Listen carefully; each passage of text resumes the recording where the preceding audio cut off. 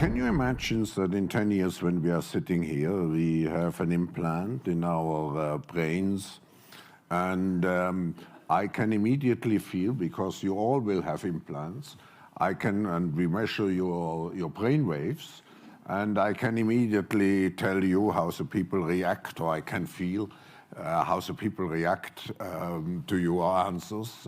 Is it imaginable? I think that is imaginable. I think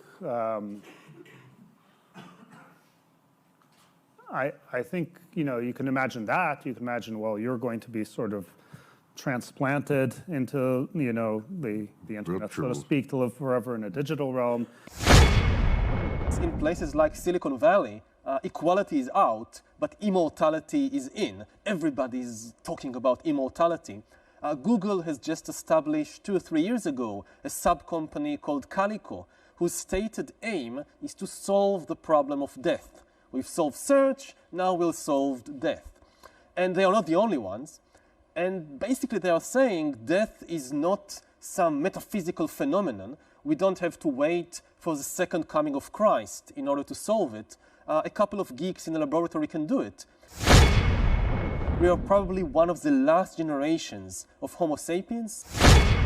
Decision-making will increasingly shift from humans to these algorithms.